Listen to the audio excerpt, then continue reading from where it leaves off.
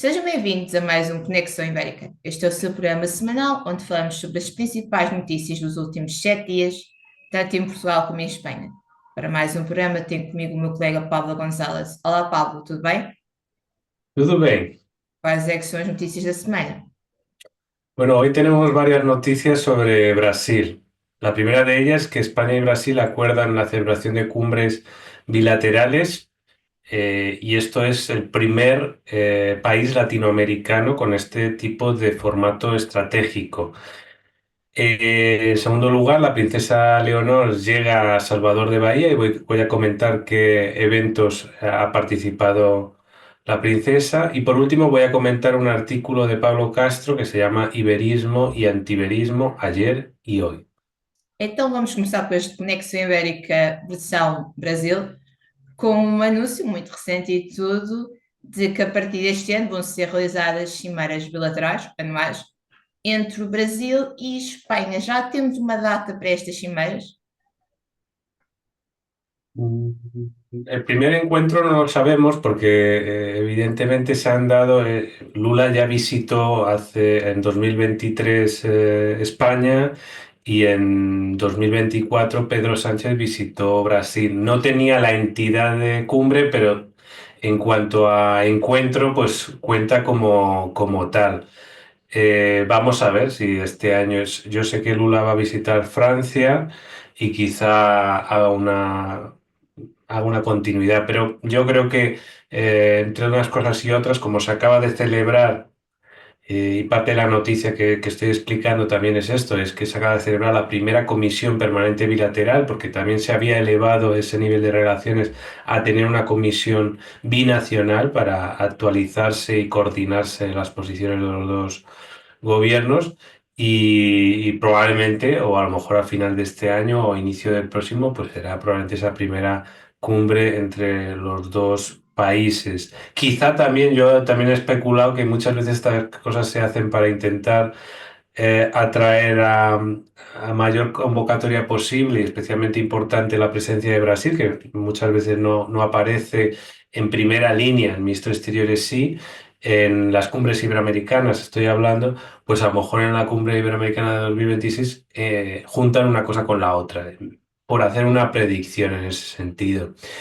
Pero hay que decir que la noticia es esa, que esta primera comisión permanente bilateral, presidida por los dos ministros de Exteriores, ha decidido, pues eso, darle una mayor entidad estratégica a las relaciones y entonces que el rango de estas cumbres encabezadas por estos presidentes sean de cumbres, ¿no? Sobre las cumbres nosotros hablamos mucho y bueno, tú vas a hablar también de la cumbre de Portugal y Brasil, pero de la cumbre ibérica nosotros hemos insistido mucho de la importancia estratégica de este tipo de eventos, por lo menos entre aliados ibéricos, ¿no?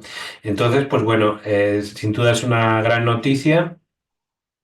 Y se hace claro una vez que han estado muy coordinados para el acuerdo Mercosur-Unión Europea, especialmente en este contexto proteccionista.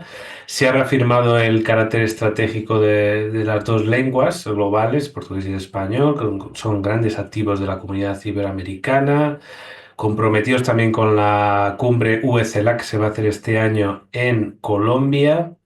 Y Álvarez ha dicho que sí que el sistema iberoamericano necesita la iniciativa de Brasil para que siga manteniéndose vivo e incluso se expanda y se desarrolle. En ese sentido, también ha reiterado la importancia de la cumbre de 2026 en Madrid. Entonces, Brasil va a ser el primer país latinoamericano que tiene este tipo de cumbres. Es un hito, sin duda, ¿no? Y Brasil sabemos que está en multitud de foros internacionales, entre ellos el G20 y los BRICS, ¿no? Álvarez ha destacado la sintonía entre ambos presidentes y bueno, y las preocupaciones en torno a las crisis de las democracias. Y bueno, España es el segundo inversor extranjero directo en Brasil. Entonces, pues bueno, en ese sentido también han celebrado un encuentro que se llama Diálogo España-Brasil, un encuentro empresarial y de la sociedad civil convocado por la Fundación Consejo España-Brasil, donde han subrayado que el acuerdo comercial Mercosur-Unión Europea es una gran victoria de ambas naciones y bueno, pues se ha subrayado por parte del Ministerio de Exteriores brasileño que, bueno, que existe un gran flujo migratorio común y existe una herencia ibérica común que tiene sentido para seguir reforzando en el ámbito geopolítico. Agora, e continuamos no Brasil, notícia que já tínhamos dado aqui no El Trapézio. Então, a Princesa Leonor partiu no navio Elcano, numa viagem que saiu de Espanha, vai rodear toda a América Latina, depois na volta até vai passar por Portugal, antes de voltar ao local de origem, que será o local de chegada. Bem, depois de ter atravessado o Atlântico, Leonor já chegou ao Brasil. Em que eventos é que participou e, portanto, já sabemos em que local é que está o navio depois de ter voltado a zarpar? Bueno, ha llegado a Salvador de Bahía, que es una de las paradas tradicionales, normalmente la primera parada de América, es decir, no es nada raro, pero sí es verdad que en este caso había que conmemorar una festividad importante porque es el 400 aniversario de la recuperación de la ciudad que estaba en manos de los holandeses por parte de una flota combinada hispano-portuguesa en aquellos tiempos de la Unión Dinástica Ibérica. Y bueno, pues allí ha estado uno de los eventos en los que ha participado la princesa de Asturias, pues ha sido como un homenaje a los héroes españoles y brasileños de todos los tiempos, caídos en defensa de la patria. Y bueno, pues ha sido en el fuerte de Santa María, El Salvador, en una playa muy conocida de allí, de Salvador de Bahía, que se llama Barra. Y bueno, pues se celebraba esos 400 años de la escuadra, de las escuadras de la flota combinada hispano-portuguesa, comandada por el almirante don Fadrique de Toledo, donde consiguió expulsar en una operación gigantesca a través del Océano Atlántico, se consiguió echar a los holandeses de Salvador de Bahía, que entonces era la capital de Brasil. Dentro de la ceremonia, pues se han escuchado los himnos nacionales, han participado personas relevantes de las dos marinas, de las dos fuerzas armadas. Y bueno, también ha habido un seminario en el que, de historia, en el que ha habido diferentes intervenciones. También ha participado el director de estudio, del Centro de Estudios Brasileños de la Universidad de Salamanca y otros estudiosos de la cuestión, en el que han explicado pues, ese suceso, ¿no?, de Salvador de Bahía, su sitio y empresa en 1625.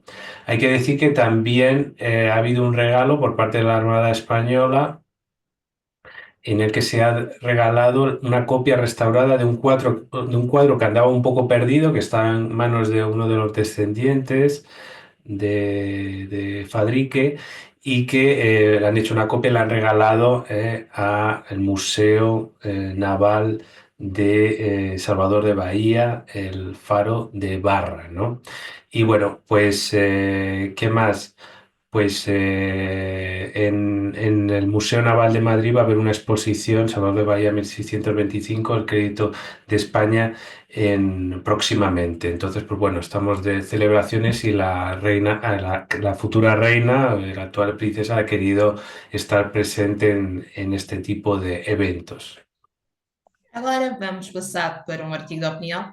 De que forma é que está o iberismo, mas também o anti-iberismo, comparado com o que foi o passado e o que é a atualidade? Bueno, ha publicado un artículo Pablo Castro Abad y realmente ha conseguido con gran capacidad de síntesis abordar todos esos detalles pequeños que hay que saber entender para saber manejarse bien en este tipo de temas sin, digamos, posiciones naif o cierto infantilismo, ¿no?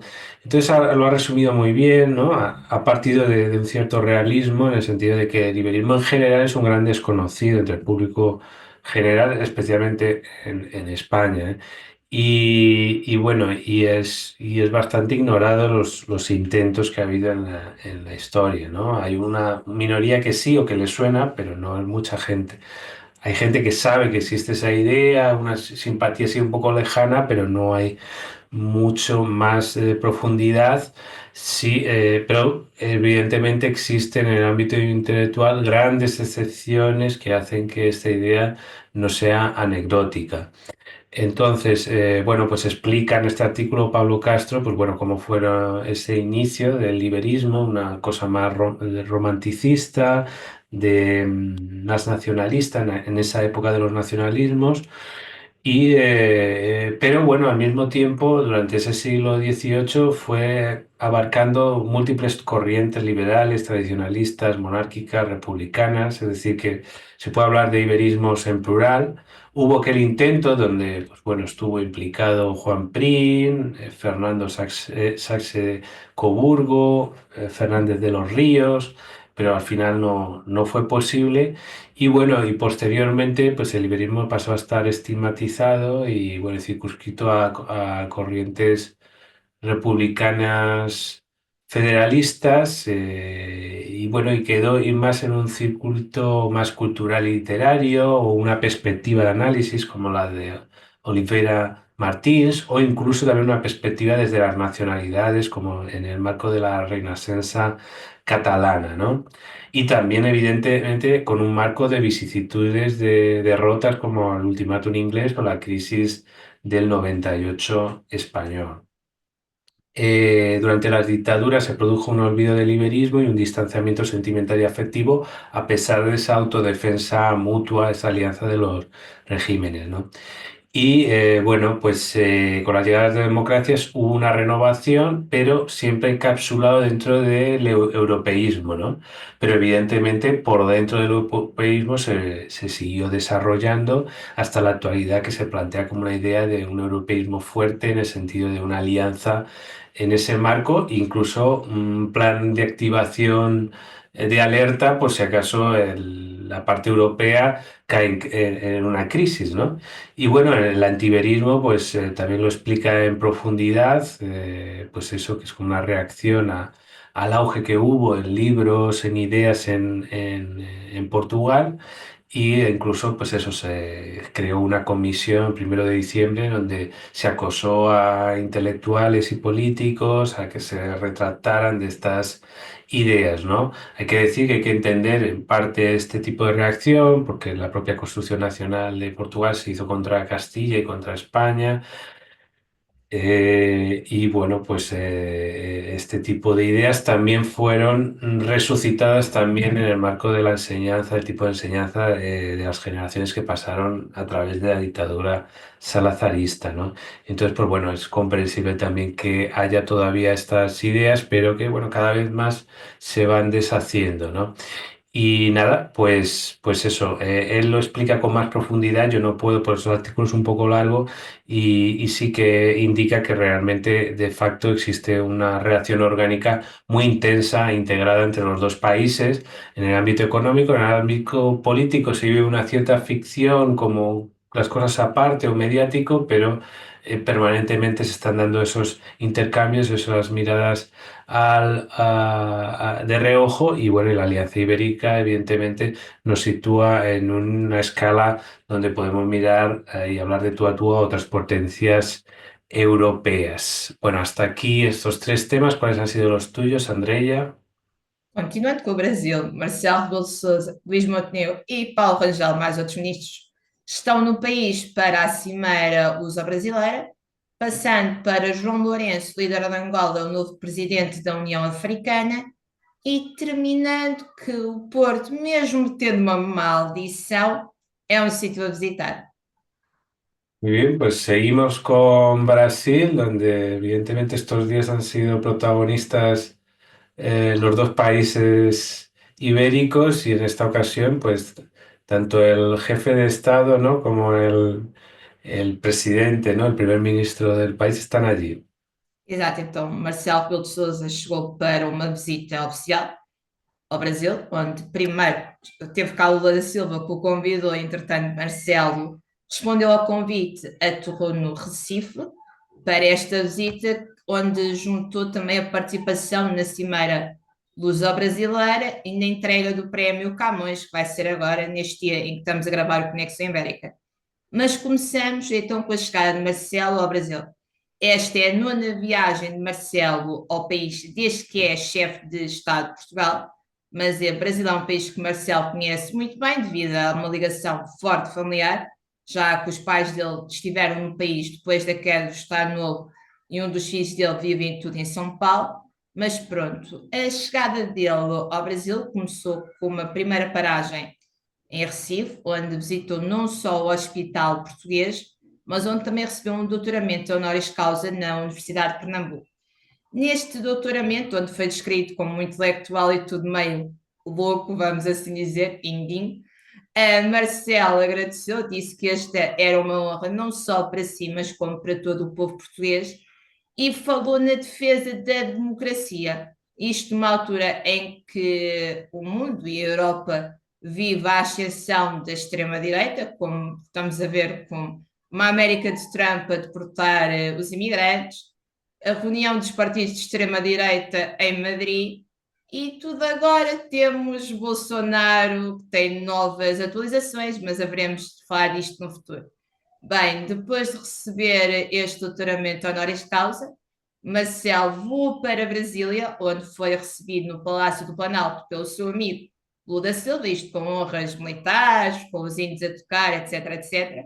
Bem, esta primeira reunião da agenda, uma agenda que tem como grande objetivo estreitar ainda mais os laços de cooperação fraternal existente entre os dois países. Teve também uma passagem pelo Senado, pela Câmara dos Deputados e pelo Supremo Tribunal Federal, que todos nós conhecemos, é onde está o super juiz Alexandre de Moraes. Bem, hoje, outra vez, novamente, ao dia que estamos a gravar isto, está a acontecer a Cimeira Luso-Brasileira, onde Marcelo e Lula, mais Paulo Rangel, Luís Montenegro e vários ministros dos dois países vão assinar vários acordos. Um deles já se sabe mais ou menos, vai centrar-se tudo na cooperação contra o crime organizado, isto porque em Portugal já temos algumas das maiores organizações criminosas do Brasil também operarem aqui em Portugal. Bem, esta é a 14ª cimeira que une os dois países e depois da reunião bilateral vai ser entregue mais uma edição do Prémio Camões, isto no Palácio do Itamaraty, que é onde está a sede dos negócios estrangeiros do Brasil, a principal poetisa brasileira viva, e antes da comitiva portuguesa voltar ao país, haverá tudo um jantar de Estado. Bem, durante esta visita de Marcelo ao Brasil não terminou sem o anúncio da abertura de 5 novos consulados, um pedido antigo, tanto daqueles que estão no Brasil como daqueles que estão aqui em Portugal, e tudo foi falado numa reunião de preparação para esta cimeira que houve aqui na Embaixada do Brasil em Lisboa, e falámos e tudo no programa anterior, mas também Marcelo, que está de saída do Palácio de Belém, dentro de um ano vai acontecer as presenciais aqui em Portugal, veremos e tudo no futuro de apresentar os perfis de cada um dos candidatos que até ao momento conhecemos. Marcelo anunciou que esta não é a sua despedida do Brasil como Presidente da República de Portugal.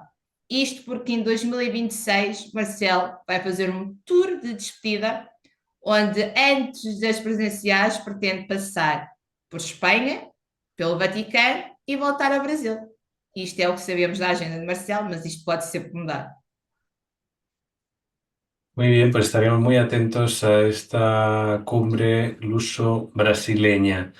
La siguiente noticia, João Lourenço, el jefe de Estado de Angola, asumió la Unión Africana, la presidencia de la Unión Africana, que sin duda, pues realmente es una noticia geopolíticamente muy importante y espero que ponga a Angola un poco en el mapa, ¿no? Y que prestemos más atención. Exato, então, João Lourenço, como eu disseste, presidente da Angola, líder também do MPLA, foi eleito para a presidência da União Africana. Bem, para os europeus, a União Africana é o equivalente à nossa União Europeia. Bem, esta é uma presidência rotativa, mas é a primeira vez que Angola, que é uma das grandes potências no continente, assume este cargo. Bem, João Lourenço pretende que, na sua presidência, apresentasse como um campeão da paz. Isto porque em Angola, desde que houve não a independência, mas o fim das guerras civis, que aconteceram mais ou menos nos anos 2000, com a queda de Jonas Savimbi, com a morte de Jonas Savimbi, a verdade é que o país tem tido um grande período de paz e também de desenvolvimento comparado com os outros países africanos, já que em África temos conflitos em vários países, desde a República Centro-Africana até ao Congo. Bem, então João Lourenço pretende apresentar-se não só ele, mas como Angola, como campeões da paz ou defensores da paz, e durante a sua presidência pretende não só ser um mediador dos diferentes conflitos existentes dentro do continente africano, mas também ser a voz de África no mundo, ou seja, outros conflitos globais, porque cada vez vivemos mais num mundo que não é eurocêntrico ou americanizado, algo e tudo que o próprio Lula da Silva defende, mas um mundo cada vez mais global, onde um problema num lado afeta o outro, e então Angola pretende ser a voz de África no mundo. Para além desta história da paz, como é óbvio, aqui não pode faltar o desenvolvimento. Existe uma agenda em que Angola pretende implementar para haver um maior desenvolvimento do continente, não só a nível económico, mas também social, porque a verdade é esta: se as sociedades ou se o povo não estiver bem, nenhum país estará bem. O que também a Europa defende muito, já que vê a África um pouco como o seu quintal. Bem, João Lourenço, entretanto, já tomou posse na cimeira desta União Africana, cimeira esta onde se falou sobre as reparações da era colonial ainda que eles pretendem que os diferentes países colonizadores, incluindo Portugal, Espanha ou Reino Unido, lhes ressarcem, vamos assim dizer. Bem, temos aqui mais um líder lusófono num papel de destaque a nível global. João Lourenço agora está na União Africana. Temos António Costa na União Europeia, que já ligou a dar os parabéns a Lourenço e a dizer que pretende que os dois continentes continuem a colaborar de perto. Não podemos esquecer o Lula da Silva como um grande líder, não só da América Latina, mas também do Sul global e do mundo. António Guterres na ONU, e começamos a ter um líder também a nível religioso, que começa a aparecer no Vaticano, também português. Bem, com esta entrada de João Lourenço, veremos novas e muito provavelmente melhores notícias sobre Angola. Muy bien, pues estaremos muy atentos a esa presidencia.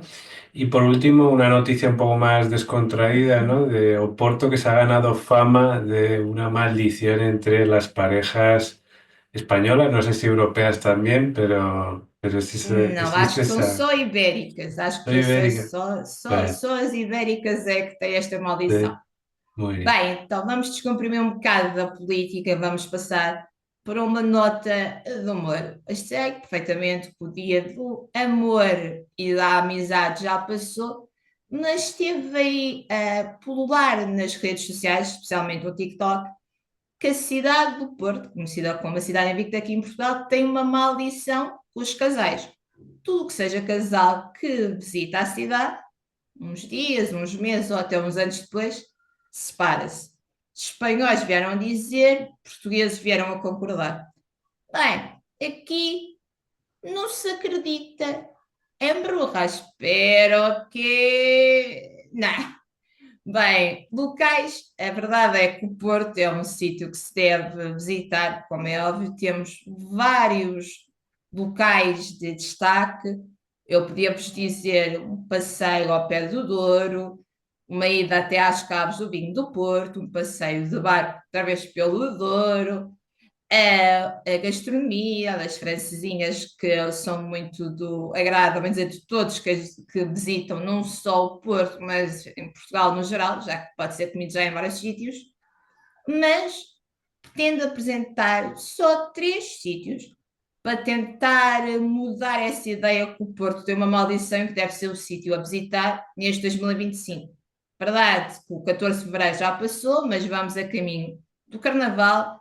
a Páscoa, as férias dos miúdos pela primavera, ou seja, há sempre um momentinho para vir até ao Porto. Bem, então, uma subida até à Torre dos Clérigos, que é, vamos dizer, o equivalente do norte ao Empire State Building, depois de subir terá uma vista, a bem dizer, 365 graus. Isto se as condições climatéricas forem favoráveis, que o Porto é assim um pouco mais nublado que Lisboa, mas uma vista lindíssima de toda a cidade do Porto. Cidade esta, voltando a piscar o olho ao Brasil, onde Dom Pedro deixou o seu coração, existe mesmo o coração de Dom Pedro guardado no Porto. Passamos para a Livraria Lelo.